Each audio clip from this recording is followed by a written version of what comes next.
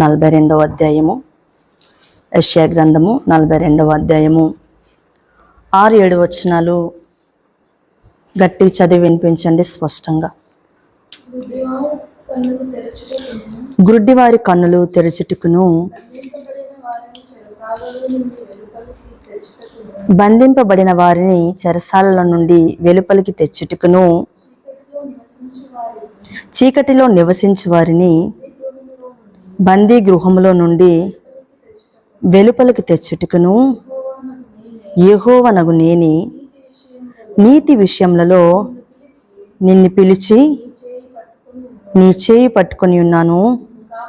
నిన్ను కాపాడి ప్రజల కొరకు నిబంధనగాను అన్యజనులకు వెలుగుగాను నిన్ను నియమించి ఉన్నాను. Amen, amen. ఇక్కడ యెషయా గ్రంథము 42వ అధ్యాయము 6-7 వచనాలు చూసుకున్నట్లయితే గనక మరి ఈ మాటలను ఏమంటారండి? లేఖనము. దీన్ని లేఖనం అంటారు కదా యెషయా గ్రంథంలో. ఇది ఎవరి నిమిత్తం ఈ లేఖనము వ్రాయబడింది? నేను చదువుతాను, దయచేసి గమనించండి. గుడ్డివారి కన్నులు తెరుచుటకును, బంధింపబడిన వారిని చెరసాల నుండి వెలుపలికి తెచ్చుటకును, చీకటిలో నివసించే వారిని బందీ గృహంలో నుండి వెలుపటికి తెచ్చుటకును యెహోవానగు నేనే నీతి విషయములలో నిన్ను పిలిచి నీ చేయి పట్టుకొని ఉన్నాను. నిన్ను కాపాడి ప్రజల కొరకు నిబంధనగాను అన్యజనులకు వెలుగుగాను నిన్ను నియమించి ఉన్నాను. ఇది ఈ యొక్క లేఖనము ప్రభువైన యేసుక్రీస్తు ఇవన్నీ చేస్తారని మరి యెషయా గ్రంథంలో లిఖింపబడింది. దీన్ని మనం చూసుకున్నట్లయితే నిజముగానే గుడ్డివారి కన్నులు తెరచుటకును, బంధింపబడిన వారిని చెరసాల నుండి వెలుపటికి రప్పించుటకును అన్నట్లు మనం ఇది ఆలోచించినట్లయితే మొట్టమొదటిగా ఇక్కడ 3 విషయాలు ఉన్నాయండి. మొట్టమొదటిగా గుడ్డివారి కన్నులు తెరవబడడానికి, గుడ్డివారి కన్నులు తెరవబడడానికి అన్నప్పుడు మార్కు సువార్త 10వ అధ్యాయము 51-52 వచనాలు చూద్దామండి. మార్కు సువార్త 10వ అధ్యాయము.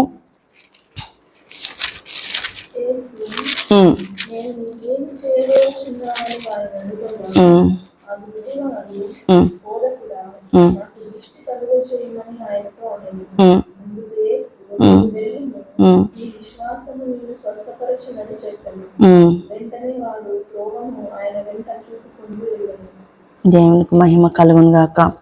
నిజంగానండి, మరి ఇక్కడ ఒక త్రోవ ప్రక్కన ఒక గుడ్డివాడు యేసు ప్రభు పబ్లిక్ మినిస్ట్రీ చేసేటప్పుడు మరి ఆయన నడుచుకుంటూ వెళ్ళేటప్పుడు చాలామంది బలహీనతతో ఉన్నవాళ్ళు, అనారోగ్యంతో ఉన్నవాళ్ళు, అస్వస్థతతో ఉన్న వాళ్ళు వచ్చి మరి ఆ యొక్క అద్భుత కార్యాలన్నీ మనకు తెలిసినవే కదా. ఆయన వెళ్తున్నటప్పుడు తండోపతండాలుగా చాలామంది జనాలు ఆయన వెంబడి ఉంటుండేవాళ్ళు. ఆయన అదే విధంగా వెళ్తున్నటప్పుడు ఒక ఆయన ఏమని పిలుస్తూ ఉన్నాడో తెలుసు ఆయనకి? దావీదు కుమారుడా, నన్ను కరుణించు, నన్ను దాటిపోవద్దు అనని ఆయన మరి కేకలు వేస్తూ ఉన్నాడు. ఆయన ఎవరు? ఒక గుడ్డివాడు కదా.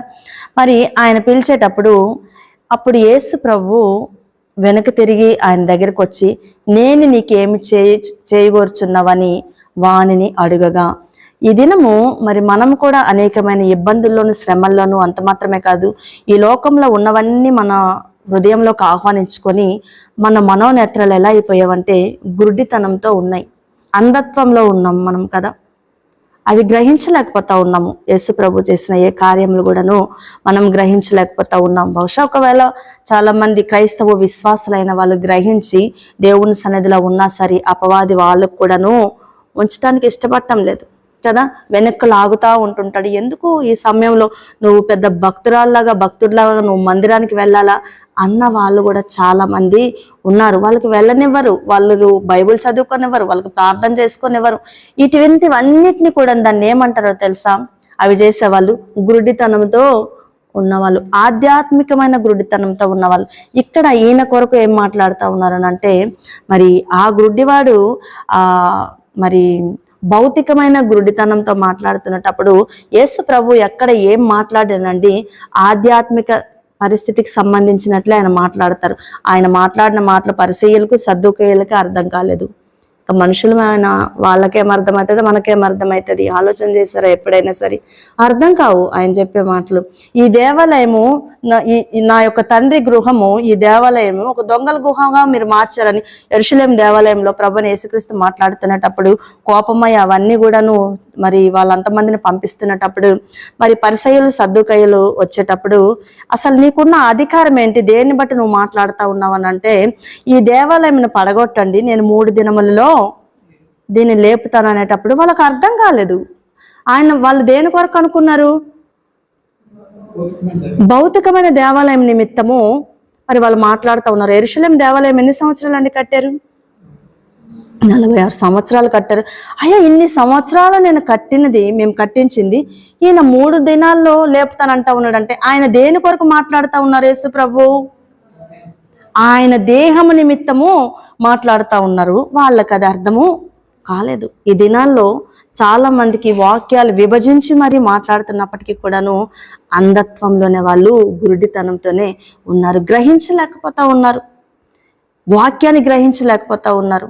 చదువుతున్నది ఒక పట్టుదలగా వాళ్ళు దాని ప్రకారంగా నడుచుకోలేని పరిస్థితిలో ఉన్నారు. ఈ దినం ఎంతమంది గురుడితనంతో ఉన్నారు?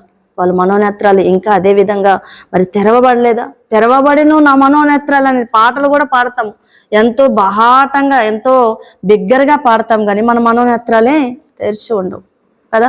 కొన్ని పాటలు పాడడానికేనంట అవి మాకు కాదులే, ఏదో భక్తులు రాసి పెట్టేశారు అన్నట్లు మాట్లాడుతూ ఉంటారు. ఎందుకంటే ఈ మాట చెప్తా ఉన్నాను, యేసు నేను నీకు ఏం చేయగోర్చున్నావని వానిని అడగగా ఆ గ్రుడ్డివాడు బోధకుడా అంటే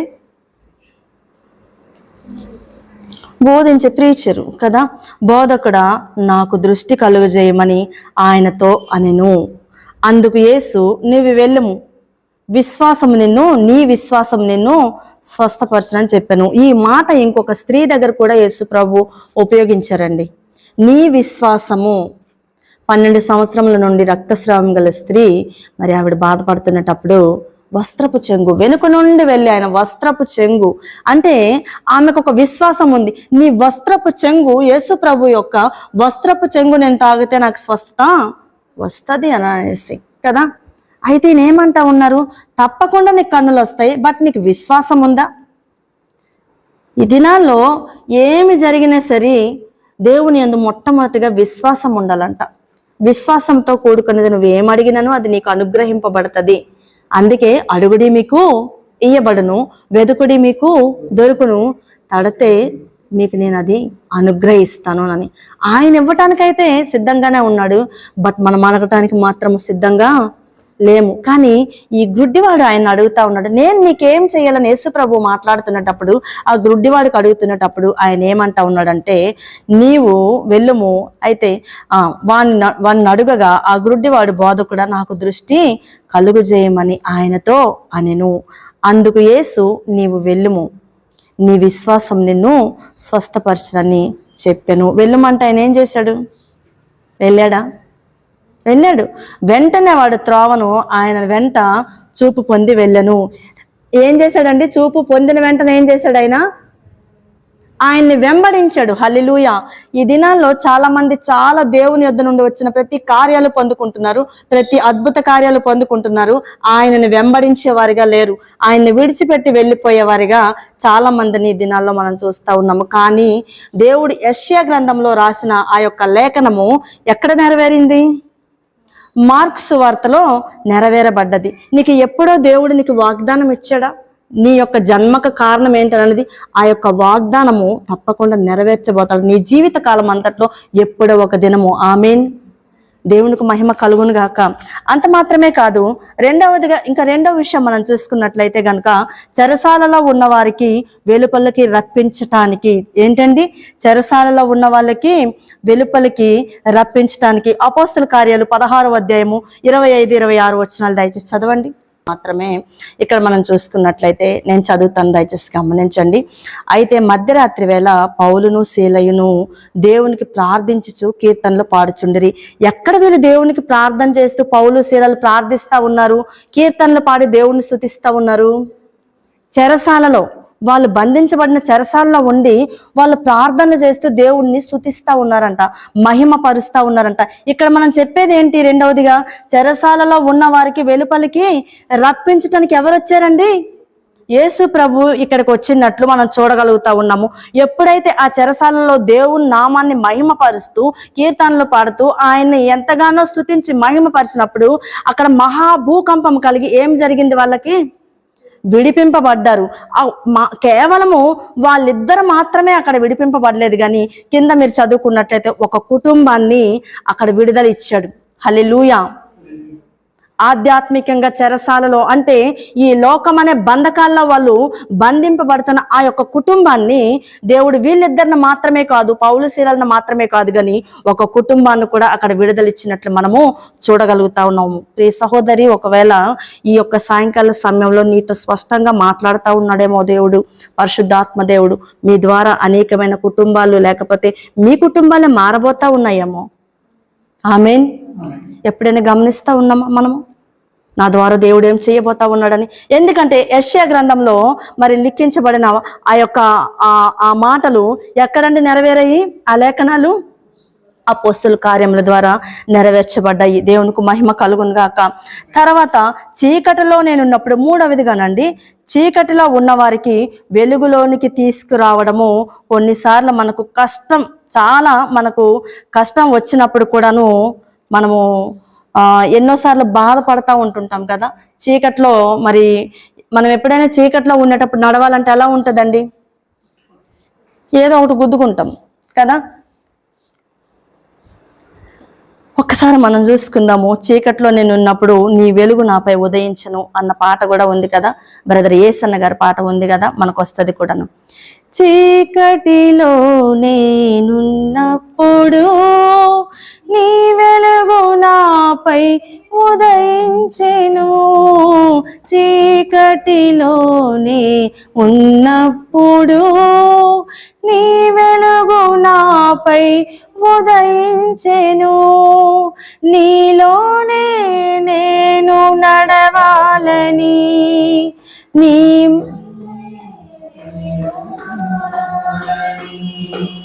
నీలోనే నేను నడవాలని, నీ వలనే నేను మారాలని, పరిశుద్ధాత్మ అభిషేకముతో నన్ను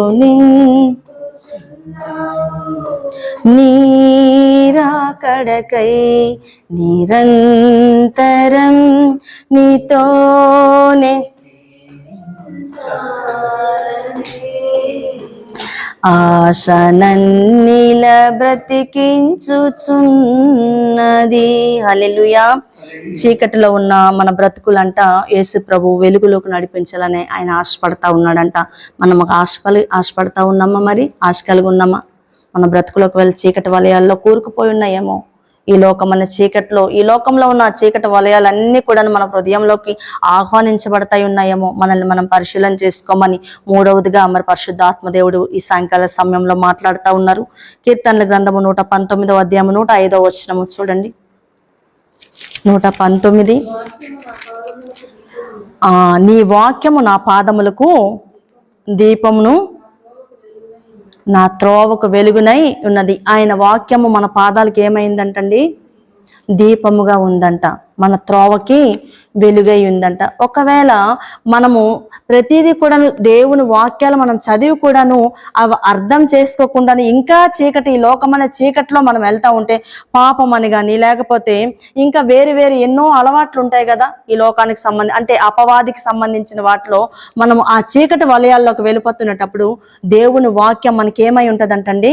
మన పాదములకు దీపమై ఉండి నీ త్రోవలకి వెలుగు చూపిస్తుందంట. నీ చేయి పట్టుకొని ఉన్నాను అంటా ఉన్నాడు నిర్గమకాండంలో. ఎవరితోనంటే మోషేతో దేవుడు మాట్లాడుతూ ఉన్నాడు. మోషే చేయి పట్టుకొని ఉన్నాడు. అనేకమైన అద్భుత కార్యాలు మోషే ద్వారా నడిపించగలిగిన దేవుడు, చేసిన దేవుడు నీ పట్ల, నా పట్ల, మన కుటుంబాల పట్ల, మన సంఘాల పట్ల చేయడా దేవుడు? విశ్వాసంతో మన జీవితము మరి కొనసాగించాలంటండి ఏ చీకట్లో ఉన్నప్పటికీ కూడా. అదే కీర్తనల గ్రంథం 119వ అధ్యాయము 133వ వచనం చూడండి. 119, 133 చదవమ్మా. నీ వాక్యమును బట్టి నా అడుగులు స్థిరపరచము. ఏంటండి? ఆయన వాక్యమును బట్టి మన అడుగులంట స్థిరపరచబడాలంట. నీ అడుగులు ఎటు వెళ్ళిపోతా ఉన్నాయి? దేవుని యొక్క మందిరం వైపు వెళ్తా ఉన్నాయా నీ అడుగులు? లేకపోతే సినిమా హాల్ వైపు వెళ్తా ఉందా? క్లబ్ వైపు వెళ్తా ఉందా? పబ్ వైపు వెళ్తా ఉందా? పార్కుల వైపు వెళ్తా ఉన్నాయా? లేకపోతే మంచిగా ఉండి నీకు గోతులు తీసేవారి ఇంటి వైపు నీ యొక్క కాలు వెళ్తా ఉన్నాయా అనేది మనల్ని మనము పరిశీలన చేసుకోవాలి. మనతో చాలా బాగుంటారండి చాలా మంది, ఎంతో భక్తి పూర్వకంగా ఉన్నట్టు భక్తి మాటలు చెప్తూ మనల్ని ఎటు తీసుకెళ్తారు? ఒక గోతులోకి, ఒక గుంతలోకి తీసుకెళ్తారంట. అయితే ఎప్పుడు నువ్వు ఎరిగిన వాడుగా, ఎరిగిన దానిగా ఉంటావు? నీ వాక్యానికి, అంటే నీ పాదములకు దీపమై ఉన్న నీ వాక్యాన్ని, దేవుని యొక్క వాక్యాన్ని ఎప్పుడైతే నువ్వు పరిశీలన చేసి పరిశోధించి దాని ప్రకారంగా నడుచుకుంటావో అటువైపు నీ కాలు ఎటువైపు తీసుకెళ్తాడు దేవుడు? మందిరంలోకి తీసుకెళ్తాడంట. హల్లెలూయా, దేవునికి మహిమ కలుగును గాక. 91వ కీర్తన 6వ వచనంలో చూద్దామండి. చివరిగా 91:6, చీకటిలో సంచరించి తెగులకైనను, మధ్యాహ్నమందు పాడు చేయి రోగములకైనను నేను భయపడకుందును. అక్కడ ఏం మాట్లాడాలంటే, ఏం పెట్టుకోవాలంటే, నేను భయపడను. ఎందుకంటే చీకటి అనేది అపవాదికి సంబంధించింది కాబట్టి నేను వెలుగులో ఉన్నాను. ఎందుకంటే నా దేవుడు వెలుగై ఉన్నాడు కాబట్టి, ఆయన వెలుగు కాబట్టి ఆ వెలుగును నా హృదయంలోకి ఆహ్వానిస్తా ఉన్నాను కాబట్టి నేను వెలుగునై ఉన్నాను. నేను వెలుగును ప్రేమించేదానిగా ఉన్నాను కాబట్టి చీకటిలోకి నేను ఎంత మాత్రము కూడా నా అడుగులు తడబడవు. నా ప్రభువు నాతో ఉన్నాడు, ఎందుకంటే ఆయన ఉన్నవాడు అనువాడై ఉన్నాడు కాబట్టి. హల్లెలూయా, దేవునికి మహిమ కలుగును గాక. నీ అడుగులు ఎటు వెళ్ళిపోతా ఉన్నాయి? ఎటువైపు నువ్వు నడుస్తా ఉన్నావు? నువ్వు కరెక్ట్గా నడవగలుగుతా ఉన్నా? నీ నడక, నువ్వు కూర్చుండట, నువ్వు పండుకుంటట, నువ్వు లేచుట, నువ్వు నడుచుకొని వెళ్ళట, ప్రతి ఒక్కటి కూడాను ప్రభు చూస్తూ ఉన్నాడంట. ప్రియ సహోదరి, మనం చాలా జాగ్రత్తగా ఉండాలంట. ప్రతి ఒక్క లేఖనాలు నెరవేరబడతా ఉన్నాయి. నీ పట్ల, నా పట్ల దేవుని యొక్క ప్రణాళికలు ఏమైనాయో, ఆయన యొక్క మరి చిత్తం ఏమైందో అవి నెరవేర్చబడాలని ప్రభువును మనం ప్రతిరోజు అడుగుతా ఉన్నామా? అడిగినట్లయితే గనుక ప్రతిదీ నా జీవితంలో కూడా ప్రభు చేయటానికి సిద్ధంగా ఉన్నాడు. మరి నీ హృదయం సిద్ధపాటు కలిగి ఉందా? అటువంటి సిద్ధపాటు హృదయము మనకు, మన కుటుంబాలకి, మన సంఘానికి దేవుడు నిత్యం అనుగ్రహించి కాచి కాపాడి వర్ధిల్లింప చేయనుగాక. ఆమేన్.